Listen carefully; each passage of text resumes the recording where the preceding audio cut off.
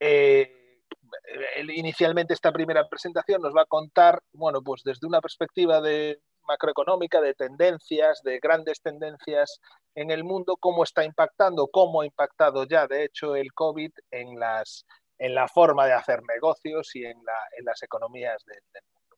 Mauro, cuando quieras, tu turno. Muy bien, muchísimas gracias Juan por invitarme. Muy buenas tardes, supongo, a todos. Estoy hablando desde mi casa, desde el sótano de mi casa en Filadelfia, y voy a hablar en los próximos 19 minutos sobre 5 lecciones a raíz de una pandemia. Por favor, me avisáis si no se ven bien las transparencias. Las 5 puntos que me gustaría resaltar en esta presentación son los siguientes. El primero, la utilidad de lo que yo llamo pensamiento lateral, lo voy a ilustrar con una de las, yo creo que principales lecciones que hemos aprendido durante esta pandemia. Luego quería hablar un poquito sobre pivotes empresariales, es decir, empresas que han sabido no reinventarse, sino más bien pivotar, como se hace en el baloncesto, por ejemplo, a la hora de adaptarse a la nueva situación creada por la pandemia. Luego, punto número 3, me gustaría hacer un apunte sobre democracias y dictaduras. ¿Qué tipo de régimen político es más exitoso a la hora de afrontar una crisis como una pandemia? El papel del gobierno y, por último, las distintas etapas o fases en la vida y cómo yo creo que esta pandemia, pero no solamente la pandemia, sino también otras tendencias que ya venían de antes, van a cambiar este aspecto tan fundamental de nuestras vidas. En primer lugar, pensamiento lateral, ¿no? Recordar que mi definición de pensamiento lateral es que cuando estás analizando tendencias, no se trata tanto de analizar, de estudiar las tendencias una a una individualmente, sino más bien de ver la manera o las maneras en las cuales interactúan unas con las otras. Y por lo tanto se trata de conectar los puntos, ¿no? De atar todos los lazos que estén sueltos, y de esa manera podemos ver entonces también, o podemos entrever los efectos no anticipados.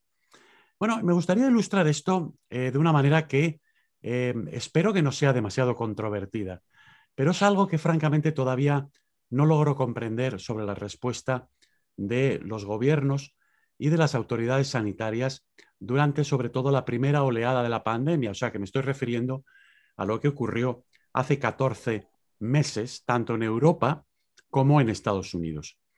Bueno, al principio se sabía que hasta un 60% de los casos, de las hospitalizaciones y de los fallecimientos se producían en las residencias de la tercera edad. O sea, ese fue uno de los focos muy importantes. Dependiendo del país, era un porcentaje mayor o menor, pero en algunos países europeos o aquí en Estados Unidos llegó a ser incluso más de la mitad de todos los casos, hospitalizaciones y fallecimientos en los primeros 2 meses de la pandemia. Al mismo tiempo, si recordarán, se cerraron fronteras, se cerraron aeropuertos, se cerraron estaciones de ferrocarril, no se permitió que la gente viajara y por lo tanto los hoteles se encontraban vacíos. Yo, 14 meses después de que esto ocurriera, todavía sigo sin comprender cómo no hubo alguien que conectara estos dos puntos que se ven en la pantalla y pusiera en marcha una solución lateral, ¿no? La solución lateral hubiera sido, en ese momento, dispersar a la población de personas mayores que se encontraban residiendo que estaban en estas residencias de la tercera edad, de tal manera que no se produjeran tantos casos, hospitalizaciones y fallecimientos. Y lo digo sobre todo porque, bueno, pues aquí en Estados Unidos, por supuesto, se les dio dinero a los hoteles, a las cadenas hoteleras para que se mantuvieran a flote. Bueno, en lugar de hacer eso, lo que se podría ver, directa o indirectamente, digo, a través de, por ejemplo, dar subsidios a los empleados, pero lo que se podría haber hecho era haber pagado esas habitaciones de hoteles para haber convertido en algunos de estos en centros donde se pudiera dispersar, ¿no? Para que no estuviera tan expuesta esta población. Algo que, francamente, y eso que se lo he preguntado a muchas personas que estaban en posiciones de tomar decisiones, algo que todavía no logro comprender. Segunda lección, pivotes por parte de las empresas. Lo vuelvo a repetir, esto no es reinventar completamente de arriba abajo una empresa para sobrevivir una crisis, sino más bien realizar un pivote, ¿no? Mantener un pie firme en el suelo y con el otro encontrar otra posición en el mercado que pueda ser ventajosa para la empresa. Un pivote en el contexto empresarial, no en el contexto baloncetístico, básicamente tiene que tener tres características, ¿no? La primera es que debe permitir a la empresa alinearse con una nueva tendencia que se produzca en el mercado. En este caso puede ser pues las consecuencias de la pandemia. En segundo lugar, tienes que realizar el pivote de tal manera que puedas seguir empleando recursos y capacidades que tengas como empresa. Y en tercer lugar, claro, no puedes hacer o quieres hacer cualquier tipo de pivote, sino aquel que te traiga o que genere beneficios, ¿no?, para la empresa. A mí me gustaría aquí sacar a colación el caso de Airbnb, porque francamente yo creo que es un caso espectacular en este sentido. Airbnb, evidentemente, como todos sabemos, es una plataforma con dos lados en la cual se ponen en contacto los que tienen un espacio para alquilar con aquellos que quieren viajar a otra localidad y lo que quieren es un espacio donde estar. Fundamentalmente es una plataforma, evidentemente, que está en el sector turístico y, por lo tanto, que se vio afectada inicialmente de esa manera brutal por la reducción drástica en el número de desplazamientos y de viajes durante los meses iniciales de la pandemia. El sector turístico se vino abajo, las líneas aéreas y de crucero, así como los hoteles, por tanto, pues han venido desde entonces sufriendo unas reducciones muy importantes en la demanda por sus servicios. Entonces la pregunta es, ¿qué pasó con Airbnb? Pues miren ustedes, lo que pasó es que su cifra de facturación se recuperó en unas semanas casi totalmente. Y no solamente eso, en diciembre del año pasado, en medio de la pandemia, salió a bolsa y además fue una salida a bolsa bastante exitosa. Luego, aquí que la pregunta que por lo menos se me plantea en mi cabeza es, ¿cómo es esto posible, no? Bueno, aquí vemos en este gráfico, espero que se siga viendo bien, durante la semana de marzo 31 del 2019, estos son datos para Estados Unidos, lamentablemente no los tengo para Europa, pues vemos la dramática reducción en el número de la caída de la ocupación en los hoteles, la caída en los alojamientos tipo Airbnb, que son comparables a los hoteles, es decir, que son de una habitación, ¿no?, básicamente, y luego los alquileres en propiedades con 2 o más dormitorios, ¿no? Bueno, caídas muy significativas. Ahora, ¿qué es lo que pasa con Airbnb? Bueno, pues con Airbnb lo que ocurre es que se recupera, como vemos aquí. O sea, vemos el mes de febrero, mes de marzo a la izquierda del gráfico y como ya a partir del mes de abril, mayo, junio, el nivel de reservas se empieza a recuperar. ¿Qué es lo que hizo Airbnb? Airbnb lo que se dio cuenta es de que la situación, por supuesto, era completamente distinta y que la gente, en lugar de plantearse tomar unas vacaciones, lo que querían era cambiar su estilo de vida. Es decir, había gente que en lugar de vivir en un piso pequeño en el centro de la ciudad, ahora que ya no tenían que acudir al trabajo y los niños no tenían que acudir a la escuela, pues dada el aprendizaje de remoto y el trabajo remoto, lo que preferían era cambiar su estilo de vida. Y quizás, en lugar de viajar a larga distancia, viajar a corta distancia en su propio automóvil durante más tiempo y, por lo tanto, entonces alquilar una casa, una propiedad mayor que la que tienen, a 2 horas, pongamos como mucho, con el objetivo de quedarse ahí varios meses. Esto Airbnb lo vio y lo que hicieron fue rápidamente cambiar los algoritmos de búsqueda de tal manera que ese tipo de propiedades, dependiendo de quién fuera la persona que estaba realizando la búsqueda, aparecieran al principio de la lista de resultados, ¿no? Y también lanzaron otra cuestión que eran videoconferencias, las llamadas experiencias de Airbnb, pero esto no fue lo que realmente les permitió darle la vuelta a la situación, ¿no? Durante el verano del 2020 aquí en Estados Unidos, Airbnb consiguió el mismo nivel de reservas, alcanzar el mismo nivel de reservas que durante el verano del 2019. O sea, esto ocurrió 2 o 3 meses después del inicio de la pandemia. Y ya para el otoño, el nivel de reservas había aumentado con relación al año 2009. Y esto es básicamente lo que ocurrió en estos dos gráficos que vemos para las reservas de Airbnb en Estados Unidos y en el Reino Unido. Los dos empiezan en enero del 2019 y terminan en mayo del 2020, lo que vemos es el tremendo aumento en la estancia media, medida en días, ¿verdad? En las propiedades de Airbnb, o sea, en estas estancias en Airbnb. De tal manera que, vuelvo a repetir, la gente lo que hizo fue trasladar su residencia, básicamente, hacia una casa más alejada del centro de la ciudad, con mayor tamaño, donde tanto los niños como los adultos pudieran trabajar o estudiar de manera remota. Lección número 3. Democracias y dictaduras. Yo creo que nos hemos planteado muchas veces durante esta pandemia y durante otras crisis también, si son las democracias o las dictaduras las que afrontan mejor una crisis económica, un desastre natural como un terremoto o un huracán, o una pandemia. Y dejadme deciros de manera breve, puesto que el tiempo apremia aquí, que la respuesta está bien clara, y es que las democracias responden mucho mejor a todo este tipo de problemas, sobre todo a las crisis económicas. Siempre puedes encontrar, por supuesto, una dictadura que lo hace mejor, pero por cada dictadura que encuentras que afronta bien una de estas crisis, hay por lo menos 5 o 6 que lo hacen de manera desastrosa. Y en concreto, hay un gráfico, yo he hecho investigación sobre este tema también, pero hay un gráfico que me parece muy fácil de comprender, de la revista The Economist, que publicó en el medio de la pandemia, en el cual se veía aquí verticalmente el número de fallecimientos en pandemias o epidemias anteriores al COVID, desde el año 1960, como se ve aquí en el gráfico, y lo que se ve claramente es que las democracias en general tienen un nivel de fallecimientos por pandemias o por epidemias mucho más reducido. Y por cierto, se producen epidemias de todo tipo en todos los países del mundo. No penséis que es solamente el ébola en África, ¿verdad? O sea, hay todo tipo de brotes epidémicos que se producen tanto en democracias como en no democracias, en países ricos y en países pobres.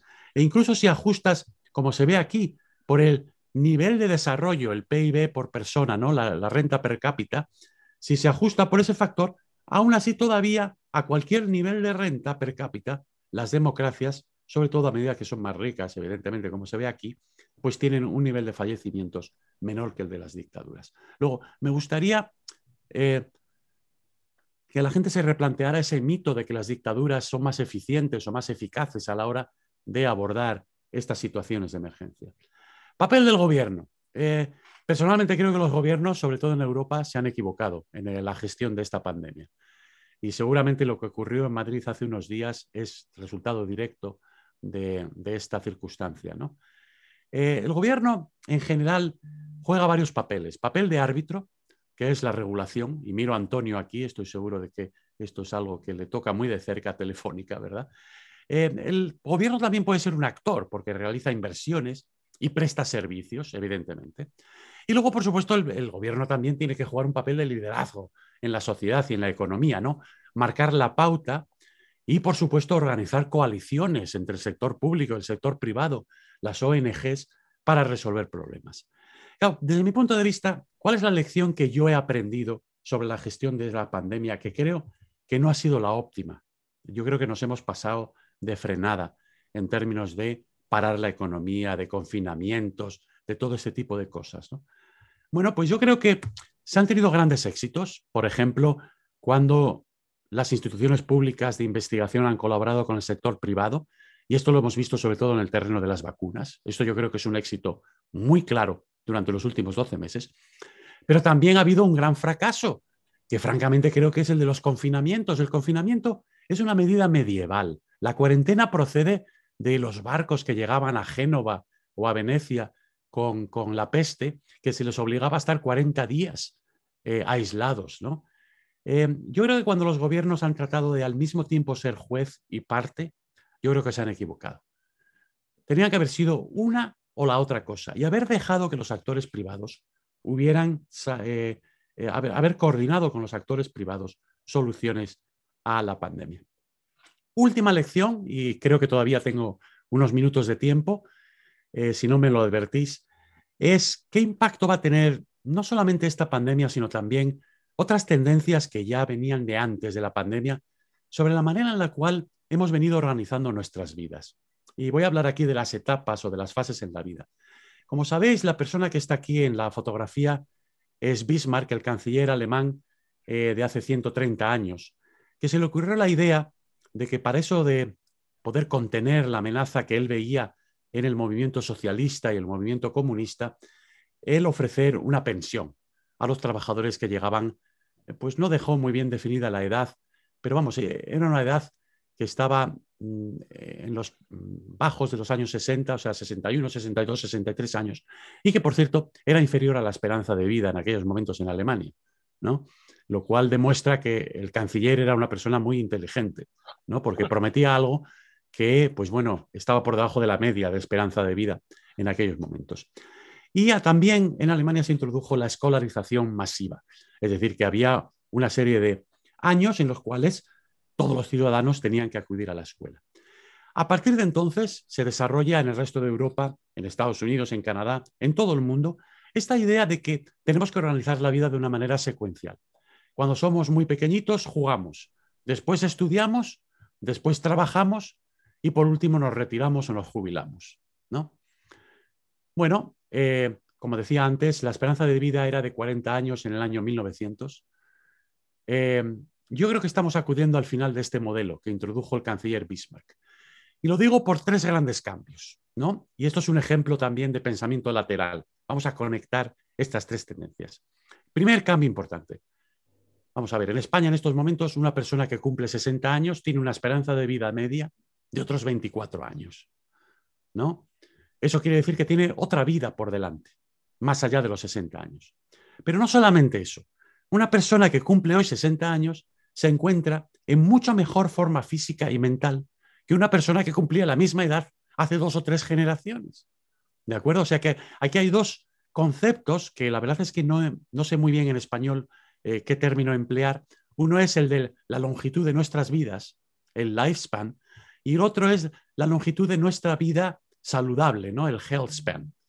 Los dos han aumentado, ¿no? Y se encuentran muy por encima los dos, por término medio, de los 60 años, ¿no? O de los 65 años.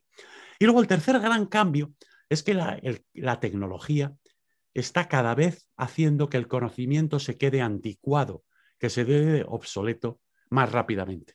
Luego, ¿qué aprendo yo de estos tres grandes cambios? Bueno, pues quiero lanzar esta provocadora pronóstico, este provocador pronóstico, y es que yo creo que en el futuro la gente va a ir a la escuela o a la universidad varias veces, no solamente una vez, porque va a cumplir 35 años o 40 años y se va a dar cuenta de que lo que aprendió ya no le sirve, ya no le vale. Y vamos a entrar en un ciclo en el cual vamos a hacer esa transición entre escuela-trabajo, escuela-trabajo, escuela-trabajo, varias veces, antes de que finalmente nos jubilemos, con un poco de suerte, francamente, cuando cumplamos 75 o 80 años, no cuando cumplamos 65. Porque, francamente, ningún político va a decir que la edad de jubilación tiene que aumentar. Yo, como no soy político, lo voy a decir claramente. Los números, yo que algo entiendo de demografía, no salen. No salen para nada si no aumentamos la edad de jubilación. Vuelvo a repetir, porque Bismarck introdujo el concepto de jubilación y de una pensión en la jubilación cuando la esperanza de vida estaba muy por debajo de la edad de jubilación. Y ahora estamos en la circunstancia completamente opuesta, de que la esperanza de vida está muy por encima de la edad de jubilación. No solamente eso, y con esto termino, yo creo que la gente va seguramente a tener también varias carreras profesionales, varias profesiones, varios oficios, porque el volver otra vez a la escuela, a la universidad, ya sea de modo presencial o mediante una plataforma digital, les va a permitir también cambiar de opinión sobre qué es lo que quieren hacer en la vida. Y yo creo que esta manera de organizar la vida, número uno, es mucho más flexible, más concorde con la evolución de la economía del conocimiento en la que estamos. Y, por cierto, creo que va a ayudar a las mujeres más que a los varones. Porque en estos momentos, como todos sabéis, a las mujeres es muy complicado porque si quieren tener una carrera profesional y al mismo tiempo quieren tener niños, precisamente en los momentos en los cuales en las empresas les exigen que estén trabajando a muerte, es cuando les gustaría también tener niños. Pero yo creo que esta nueva manera de concebir lo que son los distintos ciclos de la vida, yo creo que va a ser al final algo que redunde en beneficio de toda la población, pero sobre todo creo que de las mujeres. Y último apunte, las empresas van a tener que cambiar. Y también va a tener que cambiar la regulación o las regulaciones de los gobiernos para que esto pueda al final convertirse en una realidad. Estas eran las 5 lecciones que quería compartir con todos. Espero que no me haya pasado en términos de tiempo y creo que ahora le toca a Antonio Pita. Bueno, muchas gracias, Mauro. No sé si te has pasado en términos de tiempo, pero intelectualmente sí que te has pasado. O sea, nos has dejado un poco fuera de juego, ¿no? O sea,